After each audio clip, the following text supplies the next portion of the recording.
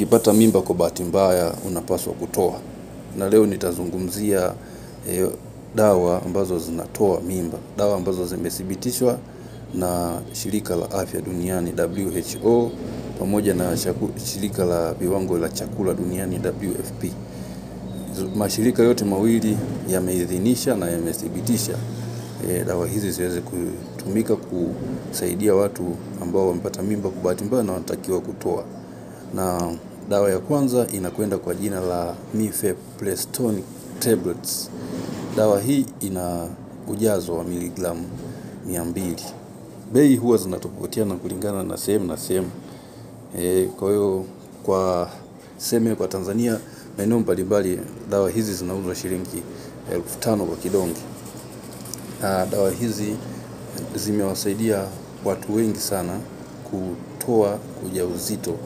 Dawa hizi za mifeprestone, dawa hizi zinasaidia sana kuzuia mimba, hasa zinazuia homoni inakwenda kwa jina la progesterone. Homoni hii ndio homoni ambayo huwa inamsaidia mama mjamzito kusapoti ujauzito wake. Lakini ukitumia dawa hii huwa inaondoa homoni hiyo ya progesterone na kuweza kuiondoa kabisa. Ikitoka homoni hiyo, basi uwezekano wa mtu kupata ujauzito unakuwa haupo.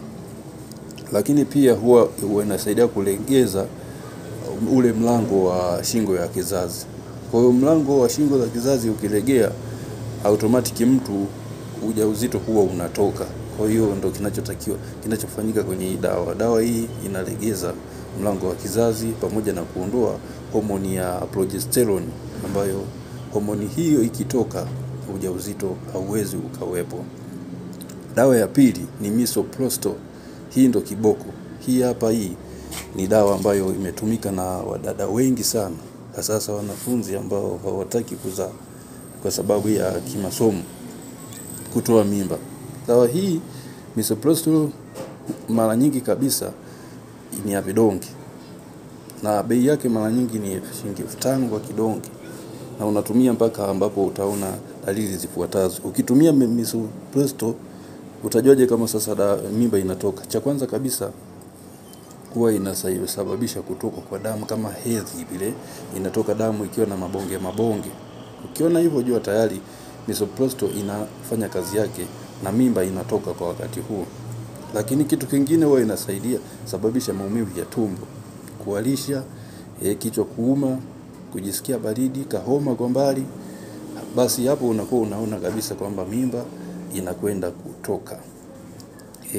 Na zile dalili, kumbuka kwamba mwanamke ambaye ana ujauzito hatakiwi kuendelea kupata hedhi.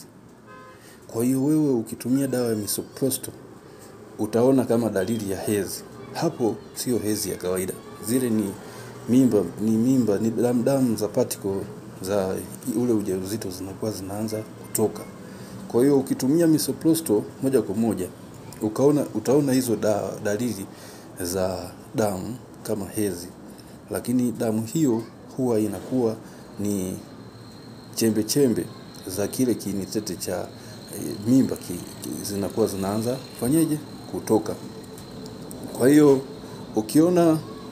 utaona pia ukitumia misoprostol dalili zile za mimba zinaanza kupungua. Utaona kichefuchefu usikii, maumivu ya matiti utaona usikii. Kwa hiyo ukiona dalili za mimba zimeanza kutoka, elewa na utambue kwamba progesterone imeshafanya kazi zake na tayari wewe huna mimba tena. Lakini kujiridhisha kabisa kwamba imeshafanya kazi zake na hauna mimba, unatakiwa uchukue kipimo cha mkojo. Ikumbuke kwamba kipimo cha mkojo ni muhimu sana kujua kama una mimba ama huna. Kwa hiyo ukipima kipimo cha mkojo baada ya kutumia dawa hii ya misoprostol, utajiona kabisa automatic kipimo kinaonyesha hauna mimba. Kwa hiyo tatizo lako la kupata mimba ya isiyotarajiwa utakuwa umeshalikamilisha. Na kama ni mwanafunzi, basi unaweza ukaendelea kabisa na masomo bila tatizo lolote. Hii nimetoa tip kwa mtu ambaye umepata mimba kwa bahati mbaya na umepata mimba bila muda au kimaisha bado hujajipata vizuri. Unaweza kutumia dawa hizo hapo mbele.